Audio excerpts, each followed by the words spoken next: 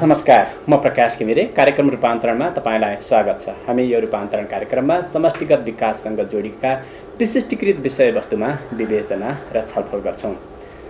यसै क्रममा आजको कार्यक्रममा हामी खास गरी जवाफदेहिता र पारदर्शिताको सवाल अनि त्यसलाई कायम गर्नका लागि संलग्न पक्षहरूको भूमिका के हुन्छ भन्ने बारेमा कुराकानी गर्छौँ। यो बारेमा कुराकानी गर्नका लागि आज हामीले एकाउन्टेबिलिटी ल्याब, जुन विश्वव्यापी रूपमा जवाफदेहिताको बारेमा काम गर्ने संस्था हो, अमेरिका बेस्ड संस्था हो, यो संस्थाका संस्थापक तथा कार्यकारी निर्देशक ब्लेयर ग्लेनकोर्ससँग कुराकानी गर्छौँ। लागौँ उहाँसँग गरिने कुराकानीतर्फ। Blair, please accept my warm welcome on behalf of our organizations and the program team. Thank you very much. It's a pleasure to be here. Your profile shows that for a long time you have been getting involved to promote the accountability and transparency by developing innovative idea and different tools as well.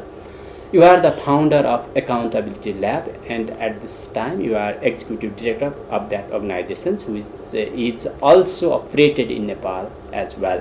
One can easily guess that when one hears the name of Accountability Lab, it gives the sense of technical meaning. Yes. It is not technical organizations. No. It is the lab to test the social issues. Yeah. Exactly. Yes. Yeah. What is the reasons behind naming this kind? Well, accountability means lots of different things. The way that we think about it is that people who have power, people that make decisions, need to be accountable to citizens for those decisions, because we think that really is at the heart of a lot of challenges that people face everywhere. So accountability is about making those people in power responsible for the use of that power. Those people are often in government, but they can also be in business, they can be in NGOs and donor organizations. So this is about helping citizens understand that they have a role to play in making people accountable. Mm-hmm. And the idea of the lab is, yes, it's not a science lab, we don't wear white coats. It's much more about trying new ideas. The idea is that so far, governance and accountability has been a very challenging issue in all sorts of ways.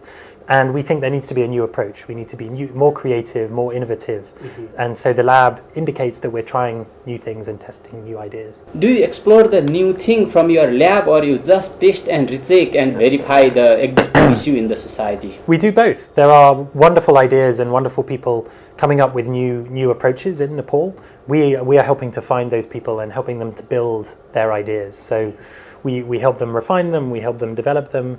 But all of the ideas come from creative young Nepalis who know the solutions to the challenges that they face. We just help them build those ideas. In how many countries are you working through your organizations at this time? Currently we work in 3. So we started in Nepal about 4 years ago. Yeah. But very quickly we found there's demand in lots of countries for an accountability lab. So we've been working with young youth leaders in Pakistan, and then in West Africa, in Liberia as well. But soon we think we'll be in many more countries. Okay, we'll also talk about the activities done by Accountability Lab here in Nepal. But yes. Now I would like to ask you about what is accountability. Yes, great question. As I said, I think it's about people in power being responsible. Mm-hmm. There tends to be an element of enforcement in many definitions of accountability. Yeah. The idea that there has to be a way to hold people to account. I would agree with that, but I also think that it begins very much with every individual. This can't just be about rules and the rule of law. It has to be about each of us understanding that we need to be responsible for the kind of society we want to live in, that we need to act with integrity. And it's not good enough to point at politicians or other people who may be corrupt or lack accountability. We ourselves have to have integrity, because if we all did that collectively and made better decisions and acted in a transparent and fair way, then I think our societies would be much better places to live. So it begins with the individual and then feeds up into the rules and the structures of a society. To talk about accountability and transparency, which comes first, or both goes together? I think they both go together. That's a chicken and an egg question. I think the difference is that transparency is necessary but not sufficient for accountability. So the government, for example, can make information transparent, but if people can't use that information to hold the government accountable, then transparency is not enough. It has to be information that is digestible, that people can understand, and it can be delivered in a way that is accessible.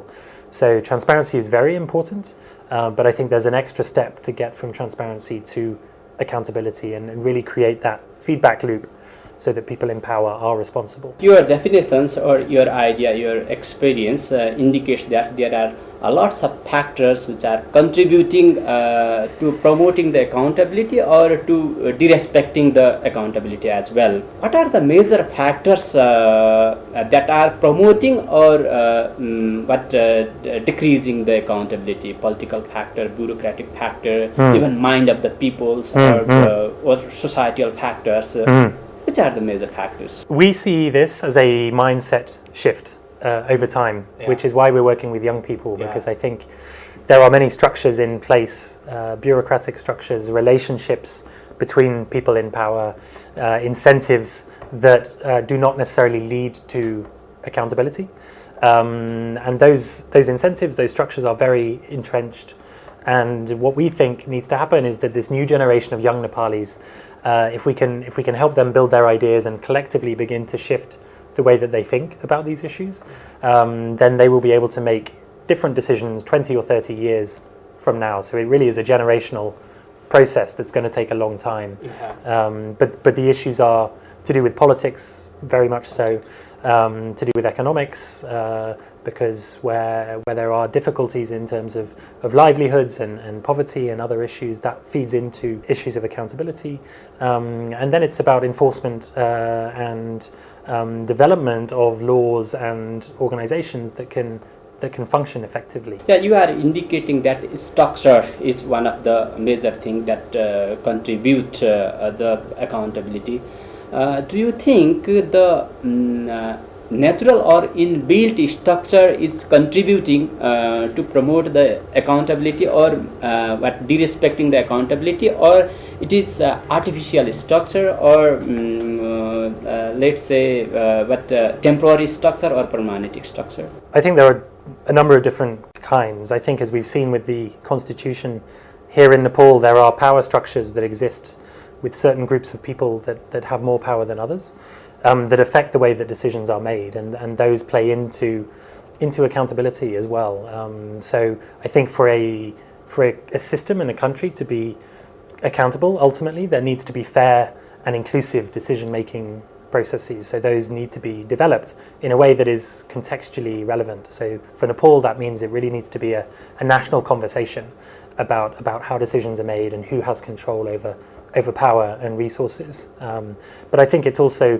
structures in terms of historical structures, cultural structures, economic structures. So there's a lot of overlapping issues that are very complicated, and I certainly don't understand them completely, but what we're trying to do is find young people who are part of these structures and who want to change them in positive ways and help them do that. Do you think the accountability issue is only existed or must talked in third world countries or even in the developed countries as well? No, it's everywhere, and in fact it's even worse in many ways in Western countries, as we've seen recently with the Panama Papers, big leak of documents that showed that international financial systems are complicit in corruption and money laundering and transfer pricing and other ways that companies and individuals engage in corruption, tax evasion and other issues that are undermining the public good. I think this is a global problem, and we have to take a global approach. We can begin at the Accountability Lab with the local approach, but I think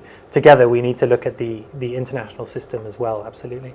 If so, to promote the accountability, the global structure should be also addressed, not only the local structure as well.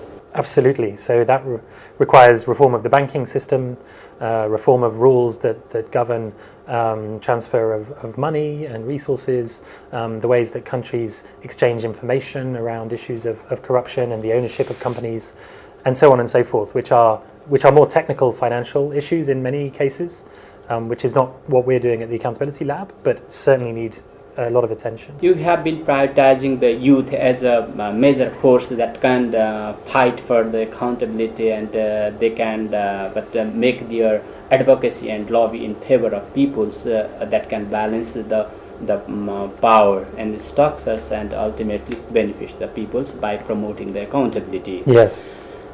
It means, do you take youth as one of the major actor of the society to contribute to maintain the accountability? Yes. As you know, over 50% of Nepal's population is under the age of 30, I think. So this demographic, this huge group of young people, is a very important part of Nepal's future. So I think they are the people that we want to work with. As I said, I think if we can work with them over 20 or 30 years, then we can reach a point further down the line where hopefully this group can make better decisions that are more accountable and more transparent. And I think youth today in Nepal and many other countries are more creative, more innovative. They're much better connected than ever before through online tools, and they have great ideas for improving their societies and for building tools for accountability. So it's those kinds of people that we're working with. It's not that we ignore older people, of course, they are an important part of this process, but it's really the young people that we focus on the most. Youth are worry about their personal well-being and personal benefit and personal career development. But we are searching their volunteer engagement to promote the accountability. In this context, how can we attract the people, this youth, to fight for accountability, to promote accountability? Yes. Well, I think the first point is one of the wonderful things about Nepal is there is a huge amount of energy and enthusiasm and social capital amongst young people. We have hundreds of volunteers that want to help us on a volunteer basis. They're not necessarily earning very much money. We try and pay them as much as we can, but they want to do it for the right reasons, because they want to be engaged, they want to learn, they want to develop skills, and they know that they can do that by working on these issues. But the second point, I think, is that these are not mutually exclusive. It's not either volunteering and building accountability or getting a job and earning money. I think you can combine the two, and actually building accountability within business and making sure that you live with integrity and work with integrity is an important part of the process that needs to take place in order to shift Nepal towards a more accountable and inclusive society and economy. So they can work within their businesses, they can work within their startups if they're an entrepreneur, they can work within the economy more broadly to build accountability and make money at the same time. Yeah. In your opinion, how is it possible to mobilize the youth, as you said, even in this present context? I think one way that we do it is we make this very positive. Young people, I think, want to have a positive narrative. They want to understand that the future is bright, and that they can be a part of changing the reality to make it better in the future. So a lot of what we do is very positive. It's about celebrating the good things. It's about focusing on ideas and solutions to problems. It isn't about arguing about corruption or pointing fingers at corrupt people, because that's very negative. It focuses on the wrongdoers. It doesn't focus on the people who are doing the good things. So we try and make this very positive. And then we engage young people in ways that they like. So it's arts and media and film and those sorts of issues, technology, because that's what young people are interested in and what they congregate and mobilize around. So if we can combine those issues with this problem or challenge of accountability, then we find there's really good engagement if we can push this in a positive way. A segment of youth may be mobilized by an INGO or NGO or certain particular organizations, but don't you think the state should take the national initiative which can lead and direct the 50% of the youth to achieve the betterment of the whole country? I think the government has a very important role to play, and I think they're trying to play it in different ways. The institutions like the CIA that are involved with anti-corruption or accountability have communications campaigns. They try and reach people in different ways. But I think sometimes there's a credibility problem with the government because people know that there are challenges of accountability, and so it can be difficult for the government to engage people in honest and coherent ways. But as a non-profit organization, as a totally independent and objective Nepali body, we try and take a different approach and be more neutral and help people to understand that this isn't supporting a particular political objective. It's purely about helping them to develop their own ideas to improve their community, and I think that helps. Blair, you are frequently talking about the idea of young peoples. Yeah, is idea sufficient to achieve the result? That's a great question. No, I think new ideas are very important. But actually what we're looking for is to train the people with the ideas and to really help those people become leaders of this movement for integrity. So their idea is happens to be the vehicle that they are using to push their process, their engagement, but it's about the people. And then it's about the community and the ecosystem, the network between these people, because I think, as I mentioned, this has to be a collective effort. And sometimes people here don't necessarily know each other, they don't collaborate, so what we're trying to do is make sure that they can all come together and push towards this shared goal of accountability. So yeah, why I'm asking these questions is that we always talk about idea policies. Yeah, in Nepal we are not lacking policies and idea, but we are lacking how to materialize and implement this policy and idea. yes, What is your experience in this regard? implementation is extremely important, and so what we do is work with the people that come through our incubator over a long period of years to help them implement their ideas, because we realize this takes a long time, and accountability is a political process, and it's not linear. Sometimes you have successes and then sometimes you have setbacks, so it takes a long time, and we're working with them on implementation, and we're getting there slowly. It can be difficult, and then there are unexpected things like the earthquake that happen that can set you back a lot, but I think we're slowly making progress. What is your organization strategy to materialize the idea? Because your lab gets a different idea that may be viable and feasible to invest in the society, and that can ultimately benefit the peoples. Yeah? Yes. Once the idea is tested that Yes. it is feasible and efficient for the society, how do you materialize that idea? I'll give you an example. We have helped here in Nepal to develop an accountability film school. So in conjunction with some great young people here called Onion Films, we train young Nepalis to make films and movies and documentaries about critical accountability issues in their communities and solutions that they have to those issues. And then we help them organize film festivals and to be in touch with policymakers to show them the films and make sure that people in power understand the issues and begin to talk about solutions.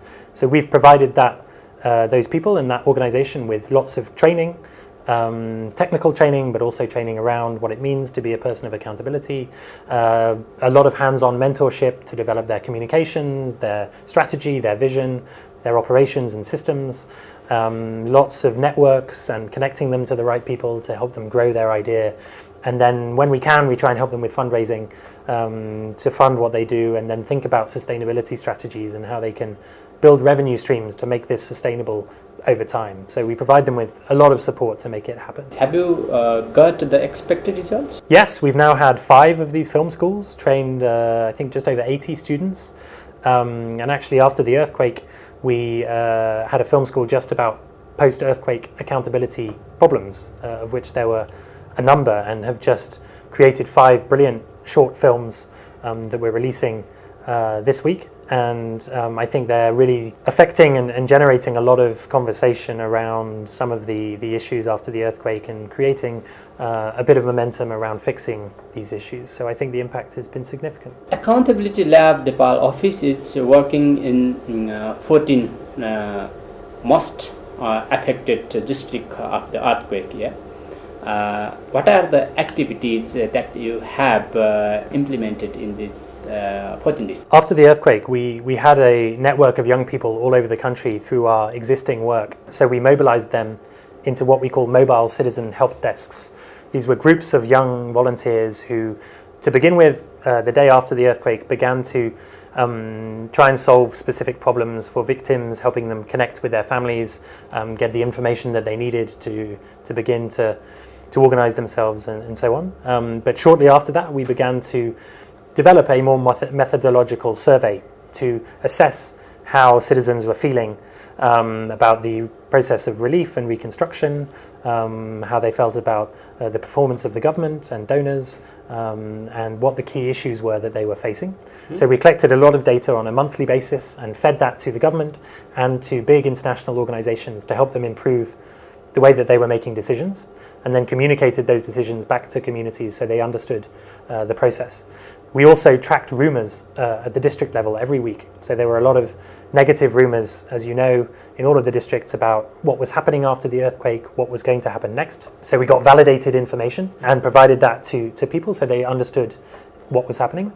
And then the third thing we're doing is following the money. So understanding how the money is flowing from the government and donors all the way down to the district level, the VDC and community and ward level, to make sure that it is flowing transparently and with accountability and is not being diverted for different purposes or for different people that it should not be going to. You also collect the opinion and feedback from the peoples from the affected district as well, yes? Yes. Yeah. What is the feedback from the people, especially regarding the relief, reconstruction and recovery? There were really three priorities that seem to continually pop up in conversations. The first is housing and shelter, of course. Mm-hmm. People want to be in structures that are safe and that can protect them from the weather and so on. The second is understanding and receiving entitlements and compensation for their losses during the earthquake.